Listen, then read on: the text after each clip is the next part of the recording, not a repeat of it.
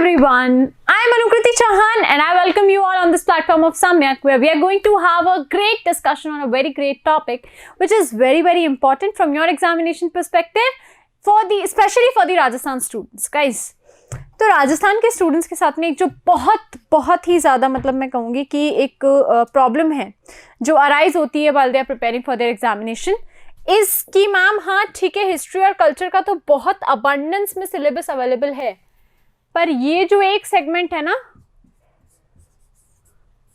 इसका कहीं कुछ कंटेंट नहीं मिलता है।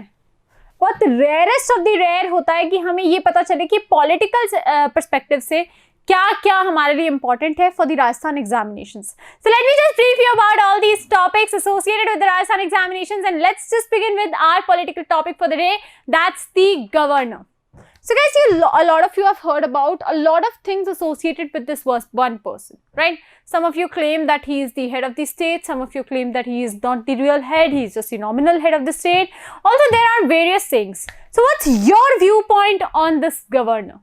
आपका क्या व्यू पॉइंट है गवर्नर के ऊपर? What do you think is governor and what do you think governor, like what are the duties, what are the functions that he performs, what are his powers, is there any specific power that he holds, what's the relationship between the union and the states position between this president and governor, to which person is he compared in the union, why is his comparison taken like so seriously with the president, what are their provisions, etc. A lot of questions are there. Let's answer them just by starting with the governor. Says governor, राज्यपाल जिसे हम कहते हैं, राज्यपाल या governor जिसे हम कहते हैं, उनके बारे में हमें क्या क्या पता होना चाहिए, बताइए. Yes, let me tell you the first thing that we have. Rajasthan के अंदर अगर हम बात करें स्टेट ऑफ राजस्थान के अंदर, then we have this system of what? We have this system of dual executive. किसका सिस्टम है हमारे पास में? Dual executive. The Indian Constitution, the state government system similar to that of the union government, that is the dual executive, and the governor is the constitutional head while the chief minister is the real head of the state executive along with the council of ministers. तो ये line ये कह रही है कि भैया जिस प्रकार भारत का संविधान आपके केंद्र के अंदर दो पोजीशन बनाता है कि दो एग्जीक्यूटिव होंगे, दो लोग होंगे जो हमारे डिसीजंस लेंगे, एक प्रेसिडेंट आपका राष्ट्रपति और एक आपका प्राइम मिनिस्टर, आपका प्रधानमंत्री. तो ये दोनों ही चीजें इंपॉर्टेंट हैं आपके स्टेट के अंदर भी. जिस प्रकार केंद्र के अंदर दो लोग हैं, राष्ट्रपति और प्रधानमंत्री जो रूल कर रहे हैं, उसी प्रकार केंद्र राज्य के अंदर भी दो लोग होने चाहिए, एक मुख्यमंत्री और एक राज्यपाल, जो आपके स्टेट की, आपके राज्य की भागदौड़ को अपने हाथ में ले सके. So for that the post of governor and chief minister was created. Now governor along with the chief minister, along with the council of minister. तो chief minister और council of minister को तो एक ही कैटेगरी माना गया है कि council of minister का जो हेड होता है वो chief minister होता है. अंडरस्टूड है, हमें पता ही है. तो बस उसी का रेफरेंस यहाँ पे दिया गया है that we need to understand how this particular person plays his role, why is he important, and etc. So Article 153 to Article 167 in the 6th part of the Indian Constitution deals about the state executive. तो अभी हम यहाँ पे बात कर रहे हैं कि कौन कौन से आर्टिकल्स हैं जो आपके स्टेट एग्जीक्यूटिव के बारे में बताते हैं. So when we talk about the state articles, then it's 153 to 167. I'm just talking about the executive, not the legislature, not the judiciary. I'm just talking about the executive. State executive के articles कौन कौन से हैं? Judiciary वाला block अलग चल जाएगा, ordinances अलग इसमें आ जाएगी प्रोविजन के अंदर, तो आपको ये पता होना चाहिए. ठीक है, चलो let's understand this. According to article 153 there will be a governor of each state. हर एक स्टेट के लिए एक गवर्नर होगा. There will be a governor for each state. कोई भी स्टेट बिना गवर्नर के फंक्शन नहीं कर सकता.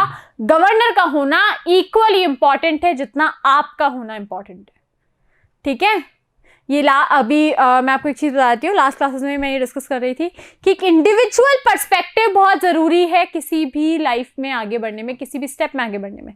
तो वही वैसे ही अगर हमें स्टेट की ग्रोथ करवानी है, स्टेट को आगे बढ़ाना है, तो हमें गवर्नर की ज़रूरत पड़ेगी. Right, shifting towards the next point, I hope this much is very clear to you. All the executive functions of the state are formally done in the name of the governor. So whenever we talk about the governor, his name is being taken into account whenever we discuss something that is associated with the executive functions. Now, whatever you have to execute, you just have to take it in the name of the governor, that the governor said so, that in the account of governor we will be doing this. Everything or anything that you do with reference to the executive function, that will be associated with the governor, right? Now, when we have to talk about it in the detail, the governor appoints the chief minister. This we will be seeing in the power that is being associated with the Article 164 of the Indian Constitution. This is Article 164 of the Indian Constitution, which states that the appointment of the chief minister and the council of ministers will be done by the governor only. So this is also being related over here, that the governor appoints the chief minister and the other ministers after consulting with the chief minister. बिल्कुल सही बात है, बिल्कुल सही बात है. Governor जो है वो चीफ मिनिस्टर को अपॉइंट करते हैं और बाकी मिनिस्टर्स को भी अपॉइंट करते हैं चीफ मिनिस्टर डिस्कस और कंसल्ट करने के बाद में. तो मैम ये हो क्या रहा है? तो बड़ी अजीब सी खिचड़ी पक गई है. गवर्नर चीफ मिनिस्टर को अपॉइंट कर रहा है, चीफ मिनिस्टर गवर्नर के साथ मिलकर काउंसिल ऑफ मिनिस्टर को अपॉइंट कर रहा है, लेकिन फिर भी हम ये बोल रहे हैं कि गवर्नर हेड नहीं है, चीफ मिनिस्टर हेड है. रियल हेड आपका चीफ मिनिस्टर है, गवर्नर सिर्फ नॉमिनल हेड है. तो भैया ये है क्यों? तो सुनो, जब भी स्टेट गवर्नमेंट की बात करेंगे, उसकी बागडोर को संभालने के लिए हमारे पास में दो लोगों का होना ज़रूरी है. जैसे कि मम्मी, मम्मी जब भी घर से बाहर जाती है ना, 2 स्पाइस घर पे छोड़ के जाती हैं. स्पाई किड्स देखी है? हाँ, जासूस. तो 2 स्पाई मम्मी घर पे छोड़ के जाती है. बहन को छोड़ती है भाई के ऊपर स्पाई करने के लिए और भाई को छोड़ती है बहन के ऊपर स्पाई करने के लिए. छोड़ती है कि नहीं छोड़ती है? मेरे को पटा के जाती थी कि चल तू अच्छा काम करना, तेरे लिए सुंदर सा हेयर बैंड और बार्बी डॉल लेके आऊंगी, और भाई को शैतानी करे तो मुझे बता देना. मेरे भाई को बोल के जाती थी तू अच्छा सा काम करना, तू को अच्छा करेगा, तेरे लिए पेन लेके आऊंगी, कॉपी लेके आऊंगी, वट एवर कचौरी लेके आऊंगी, जो भी चाहिए वो लेके आऊंगी, और जीजा कुछ करे तो मेरे को बता देना. तो ये क्या किया उन्होंने? 2 स्पाई पैदा कर दिए कि भैया ठीक है, अगर आपको ऊपर वाले लेवल पे रिपोर्ट करना है तो दोनों को एक दूसरे की शिकायतें और एक दूसरे की अच्छी आदतें बतानी पड़ेगी, है ना. तो यूनियन ने क्या डिसाइड किया? जब भी कॉन्स्टिट्यूशन मेकर्स थे उन्हें पता था कि ऐसा होगा. अगर पूरा कंट्रोल चीफ मिनिस्टर के हाथ में दे दे तो एनआरकी नहीं आ जाएगी, या पूरा कंट्रोल गवर्नर के हाथ में दे दे तो एनआरकी नहीं आएगी. एक ही इंसान पूरा रूल कर रहा है, वो अपनी मर्जी के डिसीजन ले सकता है. सेंटर ने तो छोड़ ही दिया, उसने तो बोल दिया कि मैं तो डिसेंट्रलाइजेशन कर चुका हूं, आप अपना धंधा खुद संभालो, मैं तो बस कुछ ही टॉपिक्स हैं जिस पे अपना स्टैंड लूंगा, कि जिस पे अपनी बात बोलूंगा, बाकी तो आप खुद संभालो. So this is a deal. The chief minister and the governor were appointed to keep the checks and balances and create the balance of power. समझ में आया? Why were there dual executive? For balance of power, balance of power, and to keep the checks and create a balance. Checks and balances. Separation of powers भी आप इसे कह सकते हैं. Separation of powers. Now, why is this separation of powers, checks and balances, balance of power important? Guys, कभी भी याद रखना, एक इंडिविजुअल अकेला जब भी राज करेगा तो वो एनार्की ही लाएगा. और जो फॉर्म ऑफ गवर्नमेंट हम फॉलो कर रहे हैं, that is the democratic form of government. हम है डेमोक्रेटिक कंट्री, हम डेमोक्रेसी को प्रमोट कर रहे हैं. तो जब भी हम डेमोक्रेसी के रेफरेंस में बात करेंगे, एक चीज बहुत क्लियर हो जाएगी कि हमें मल्टीपल एग्जीक्यूटिव्स चाहिएंगे, रिप्रेजेंटेटिव्स ऑफ पीपल चाहिएंगे, जो हमारे मतलब फेवर में जो बात हम कन्वे करना चाहते हैं वो कन्वे कर सके सरकार को. तो इन शॉर्ट ये पूरा क्या है? एक दूसरे से कोऑर्डिनेट करके चलने वाला प्लेटफॉर्म है, एक दूसरे को कोऑर्डिनेट करके, एक दूसरे की सहायता करके आगे बढ़ने वाला प्रोग्राम है. Now do you get this? समझ में आया इतना? Yes. Is this much clear?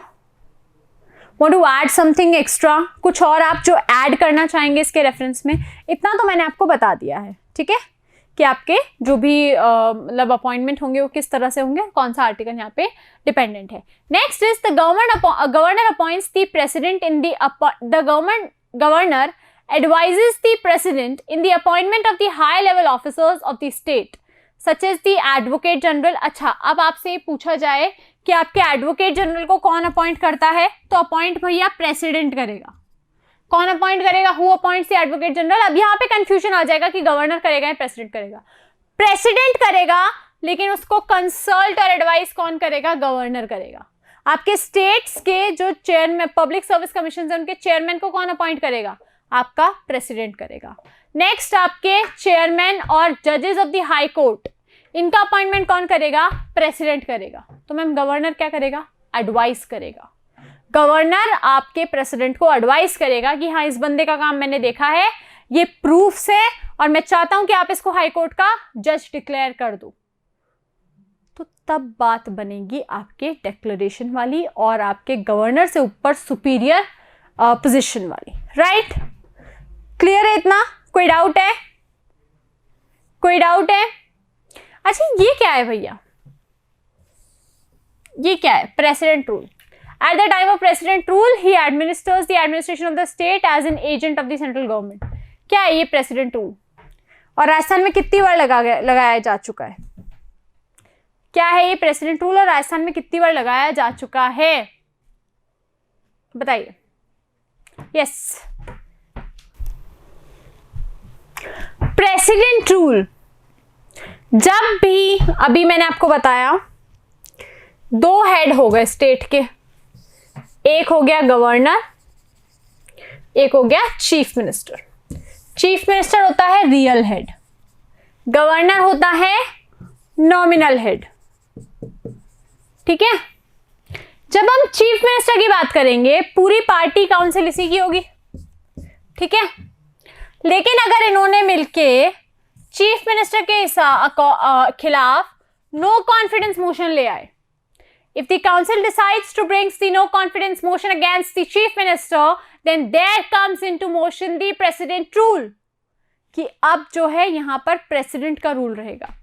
Now when we talk about the president and governor relationship, so president appoints and gives power to the governor, क्योंकि प्रेसिडेंट है भाई, उसके पास में स्टेट्स के अलावा, यूटीज के अलावा और भी बहुत सब्जेक्ट्स पे डील करना है। अब वो एक स्टेट को इंटरनली अंदर से तो नहीं देख सकता। So he gives this power to the governor that during the president rule you are the real head too. तो आपसे पूछ सकता है कि when is the situation when governor becomes the real head? तो गवर्नर का रियल हेड यानी कि डिसीजन मेकिंग पावर गवर्नर के हाथ में कब आ जाती है? During the president's rule, and that is a time period when this governor is concern to be and considered to be the agent of the president. तो वो सेंट्रल गवर्नमेंट का या प्रेसिडेंट का एजेंट माना जाता है इस पर्टिकुलर प्रेसिडेंट रूल के टाइम पे। राजस्थान में अभी तक 4 बार प्रेसिडेंट रूल लगाया जा चुका है। राइट? गवर्नर का अपॉइंटमेंट बहुत बहुत important question. Appointment of governor क्यों इंपॉर्टेंट है और क्या प्रोसीजर है? अगर आपसे पूछती हूँ, who will appoint the governor? Governor himself will appoint him? Will the governor himself appoint him? हर एक के ऊपर एक सुपीरियर पावर होती है, तो गवर्नर के ऊपर क्या हो सकता है? चीफ मिनिस्टर कभी नहीं आएगा गवर्नर के ऊपर, भले ही चीफ मिनिस्टर रियल हेड है, रियल एग्जीक्यूटिव है, लेकिन nominal executive on paper head आपका हमेशा गवर्नर रहेगा, हमेशा गवर्नर रहेगा। स्टेट को रिप्रेजेंट करने वाला पहला आपका सिटीजन, स्टेट राज्य का गवर्नर रहेगा। ठीक है? चलो, so according to the article 155, the president will appoint the governor of the state by the warrant including his signature and currency. Currency कौन सी? Indian currency, Indian currency. Right? Now we can see that there have been 2 different perspectives with traditions to the appointment of the governor. The first says that there will be the president who shall not appoint such a person as governor of the state of which he is resident. तो अगर हम बात करेंगे governor का appointment उस state से नहीं होगा जहां से वो रेजिडेंट हैं। दूसरी चीज, the president consults the chief minister of the concerned state before the appointment of the governor. अब ये उन केसेस में होता है जहां पर आपके चीफ मिनिस्टर और गवर्नर की साइकिल अलग अलग चल रही हो।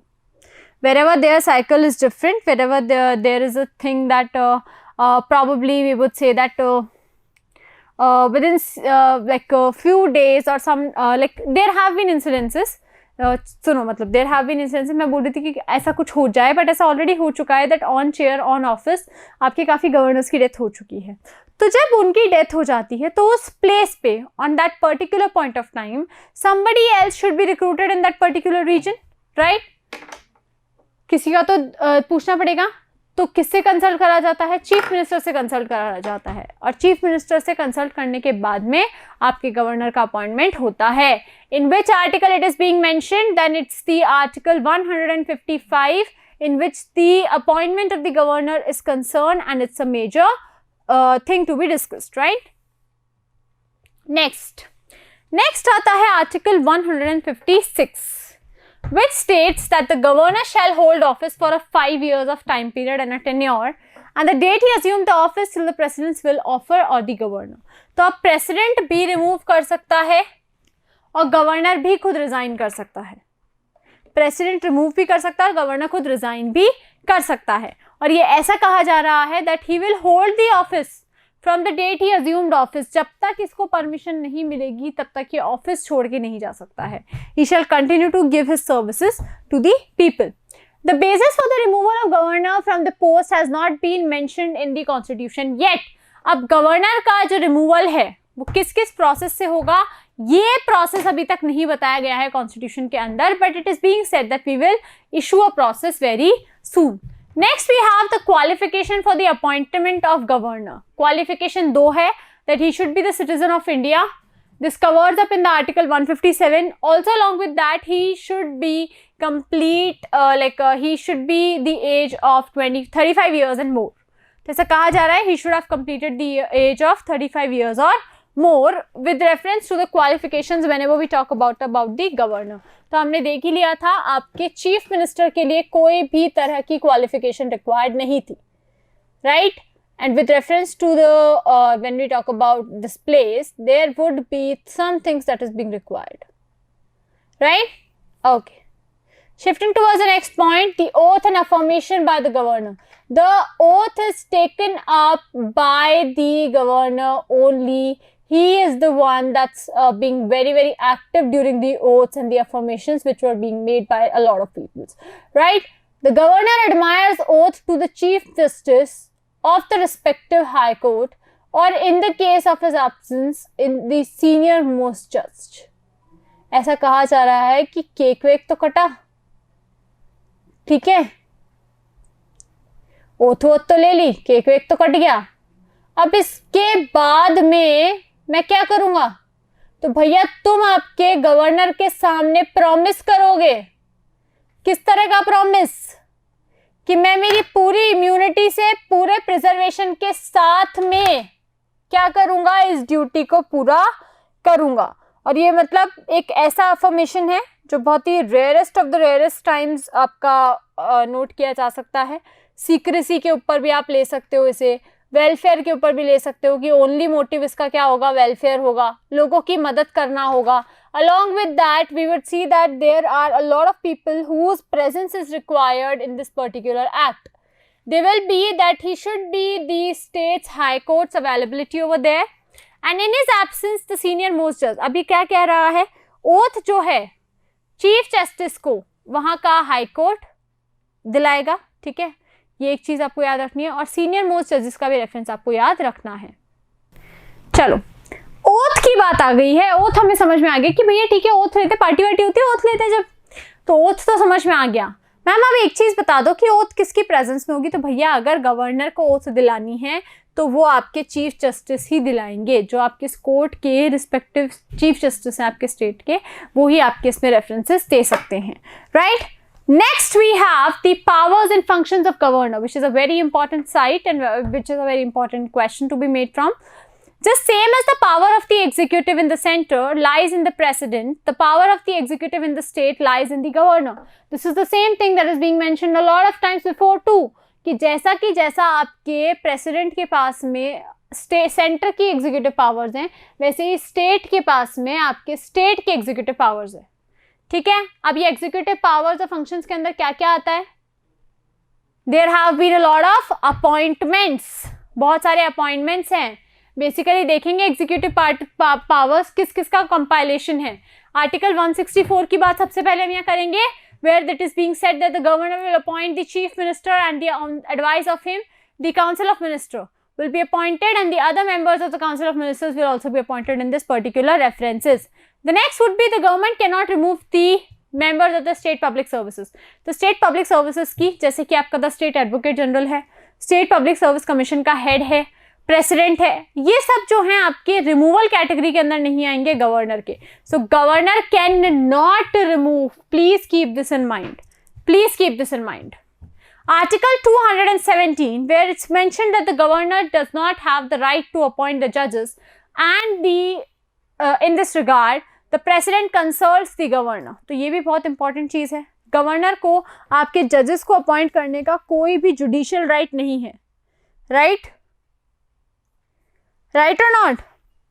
But there should be the thing that should be associated with the governors and his checks too.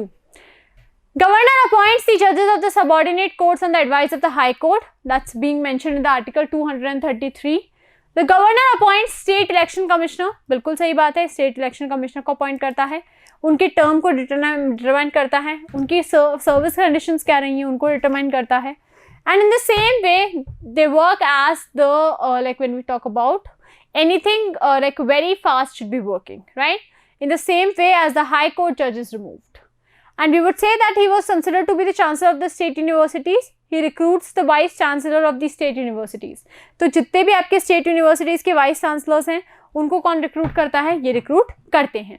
Legislative powers अभी बता रही थी, एग्जीक्यूटिव, लेजिस्लेटिव, जुडिशरी अलग अलग है, तो तीनों की पावर्स आपको ध्यान में रखना बहुत ज्यादा इंपॉर्टेंट है। Whenever we talk about legislative powers, we will see that the governor is an integral part of the state legislature. ये स्टेट लेजिस्लेचर में इन्वॉल्व होते हैं, एग्जीक्यूटिव में इन्वॉल्व नहीं होते, right? Governor can nominate the 1/6 member of the legislative council. So you can nominate 1/6 member who has the knowledge of the practical experience of the literature, science, art and the cooperative movement and the social services. He can convene or dissolve the session of the state assembly. ये तो हमको पहली चीज है, जब हम powers and functions of governor पढ़ते हैं इवन 12th standard के अंदर, तब भी हमें यही चीज बताई जाती है that we will see that he will be the one who will be convening the session and ending the session. जो session क्या करते हैं, prorogue और summon, तो वो करने के लिए यही थे, ठीक है? Is this much clear? Next we can send messages to any house or legislation on the bills pending or any other matter. जितने भी आपको matters हैं, आपको concerning points हैं, you can all send and get it cleared. He addresses the first session of the every year election on the legislature. तो पहले आपके जो इलेक्शंस हुआ करते थे उनको ये लेजिस्लेचर में ही अनाउंसमेंट, अगर हम बात करें इसका, डिक्लेरेशन कर देते थे। The governor has the power to reserve a bill pass by the state legislature to be reconsidered by the president. तो जब तक गवर्नर और प्रेसिडेंट दोनों का एसेंट नहीं मिलेगा तब तक हम इस चीज़ पे वर्क नहीं कर सकते हैं, तब तक हम किसी भी चीज़ को जो है चेंज नहीं कर सकते हैं। So now we have the proof of issuing an ordinance. How do we issue a ordinance? Suppose I want to issue an ordinance. So according to the article 213 the power of the governor to promulgate an ordinance in the special session of the literature. So it is also being said that it will be very I would say जो ordinances वगैरह थोड़ा सा Messi job है, थोड़ा cluster वाला job है, आपके यहाँ पे ज़्यादा बातें ज़्यादा होती है वहाँ पे, तो थोड़ा सा डिफिकल्ट हो जाएगा। Also when the state legislature is not in session, when the state legislature session is not going on, the governor can issue an ordinance on the advice of the chief minister. तो अगर chief minister साहब या council of minister साहब कहते हैं कि हाँ हमें जो है ये चीज़ रिक्वायर्ड है, please do that for us, then we are going to do that for them, right? The maximum period of ordinance issued by the governor is 6 months. तो ordinance को कितने टाइम के लिए दे सकता है? सिर्फ 6 महीने के लिए दे सकता है। Governor can terminate the ordinance at any time. Yes, exactly. It can be converted at any time. The ordinance issued by the governor has been the same force, and I would say the effect was, which is one of the laws issued by the state legislature. तो आपका क्या हो रहा है? Pollution को control करने के लिए ही तो सरकार भागा दौड़ी कर रही है। अब अगर उसे वो पानी को बचाना है तो एक सिंपल सी चीज और क्या होगी बताइए? One simple thing that will take place with reference to the appointment or with reference to the state legislature and its qualifications. बताइए, Qualification, or we would say the ordinance issued by the government, has the same force and effect which is the law of the issued by the state legislature. Furthermore, we would add the financial powers. तो अगर हम बात करें तो annual statement, financial statement और budget, ये दोनों ही आपके प्रेजेंट करे गए, and it is being said by the content team to by the things too, that things will take place slowly and steadily. जब भी हम किसी भी तरह की पावर की बात करेंगे तो पावर में फाइनेंशियल पावर बहुत इंपॉर्टेंट हो जाता है, प्लस आपका जुडिशियल पावर बहुत इंपॉर्टेंट हो जाता है. कहीं ना कहीं पैसा और कानून आपस में लिंक है. जब भी आपके फाइनेंशियल पावर्स की बात आएगी, इंडिपेंडेंसी की बात यहाँ पे जरूर आएगी. और whenever we will talk about the independency, we would also talk about that how these judicial powers have gained the access. So we will see that the governor in the matter of appointment of a judge of high court of the state, तो जब भी governor को appoint करना है state के, तो वहां हम देख सकते हैं कि प्रेसिडेंट पिक्चर में आ जाएगा जुडिशियल पावर के अंदर. Along with that, the governor can appoint, transfer and promote district judges in the consultation with the state high court. तो इनका रिमूवल, इनका अपॉइंटमेंट सब पॉसिबल है सिर्फ एक एक्ट ऑफ काइंडनेस से, राइट. डिस्क्रिशनरी पावर गाइस, जैसा कि हमने देखा था अभी गवर्नर के रेफरेंसेस में इसके डिस्क्रिशनरी पावर्स कुछ होते होंगे, तो अभी भी हम देखते हैं और क्या क्या डिस्क्रिशनरी, चीफ मिनिस्टर के पावर में डिस्क्रिशनरी पावर्स देखी थी, अभी गवर्नर के फॉर्म में देखते हैं. सो आर्टिकल 356 सबसे पहले तो this is the governor has the power of recommendation and the implementation of the president's rule in the state. Okay, nice. Under article 200 governor can reserve a bill pass by the state legislature. अब governor क्या करता, कभी भी कोई खुंदस निकालनी होती और कोई आपका जो है आर्टिकल अच्छा नहीं छपा है, आप चाहते नहीं हो कि वो छपे, उससे लग रहा है आपको दंगे हो जाएंगे, तो आप क्या कह सकते हो, we can directly say that the what the governor can reserve a bill passed by in the 2021. Yes. So it is by far the consideration of the president that this is nice. Next we have the article 371F, in which that is being mentioned the governor, Sikkim's governor pilgrimage. फिर 371(2) के अंदर अगर हम बात करें, then the governor of Maharashtra and Gujarat states are given the privileges. So some of the privileges have been given to each and every person who you are surrounded with. All you can do is you can focus on what is being happening and what is being taking place, and then you can just quickly recall what all can be the possible outcomes. It is being said that the governor is convinced that the majority of the council of ministers has ended due to the change of the party or for any other reason. बिल्कुल सही बात है, party के change होने से बिल्कुल आपकी इन सब चीजों पर असर पड़ता ही पड़ता है. Governor can ask the chief minister to resign और to convene the assembly session to prove the majority. तो या तो वो सेशन रख के अपनी मेजोरिटी को प्रूव कर लें, और अगर वो सेशन रख के नहीं मेजोरिटी को प्रूव कर पा रहे हैं, then he is suppose to bring a letter head with reference to the parents. If the speaker does not resign over after the non-confidence motion is passed in the assembly for the council of ministers, then the governor can dissolve it. So there have been a lot of facts and a lot of things that I'm getting it from you, that after the things which we basically consume for our health, then what happens is हम उसको क्या कर देते हैं, dissolve कर देते हैं. The same way governor's privileges are being mentioned over here. No one can order for his arrest or imprisonment during the term of the governor of the state. तो कोई भी रेफरेंस आपका यहाँ पे काम नहीं कर रहा है. Next comes the administrative reforms commissions. अब गाइस एक चीज बहुत इंपॉर्टेंट है हमारे लिए यहाँ पे समझना, दैट्स दीज कमीशंस. बेसिकली इन कमीशंस के ऊपर क्वेश्चन एग्जाम में आता ही आता है, and whenever you need to talk about these things, it's better that you keep in mind that whenever there will be questions based on it, it will be asked furtherly in the examinations too. Right?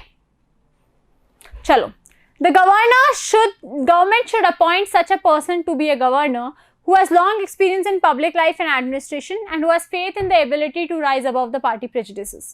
The governor should not eligible for the reappointment. It is also being said कि governors का reappointment नहीं हो सकता है, कभी भी नहीं हो सकता है, किसी भी cost पे इनका reappointment नहीं हो सकता है. क्या इतना clear है?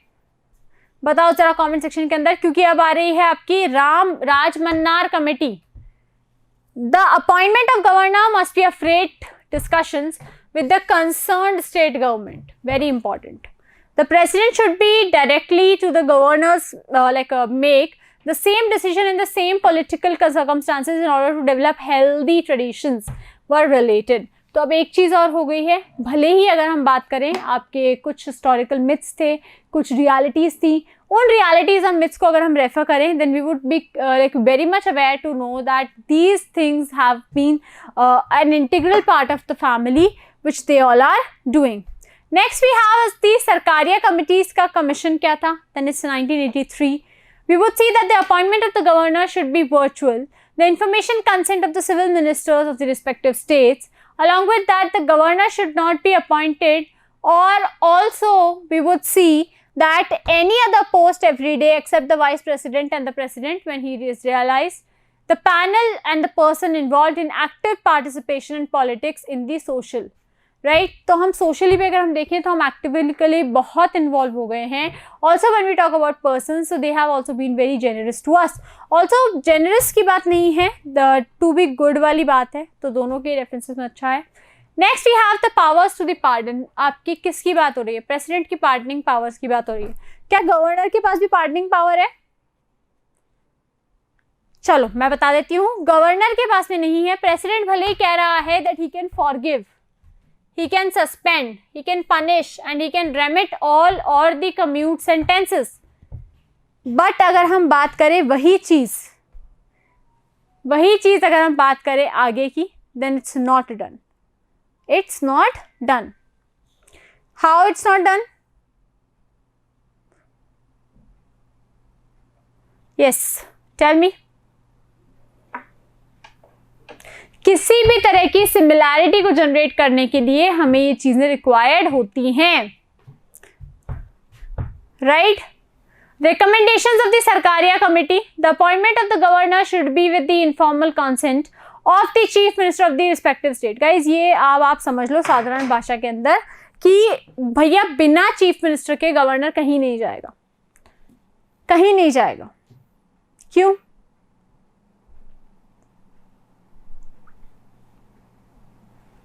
क्यों? We all know it's the time of the smart TVs, right? So why is this point being considered over here, which is stating that the appointment of the governor should be with the informal consent of the chief minister of the respective state.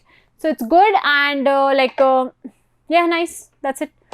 Governor should not be appointed on any other post except the vice president and the president when he is retired. तो जब भी हम बात करेंगे इनके relieve होने की 10 साल बाद और इनके रिटायर होने की, तो हम एक चीज़ बहुत सिंपल ही समझ सकते हैं कि he was just being very immature and he was just being the one who gets targeted, right? Yes.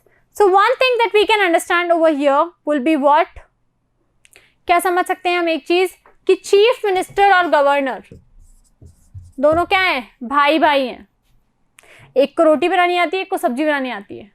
जिस दिन दोनों छूट जाएंगे सब अलग हो जाएगा, है ना? तो we need to understand the relationship between the chief minister and the governor, and for that guys stay tuned to this channel Samyak Civil Services in English and Samyak Civil Services, as daily there will be important classes in which we will be covering up with the art and culture portion. Also, we will be taking good care of this particular polity segment.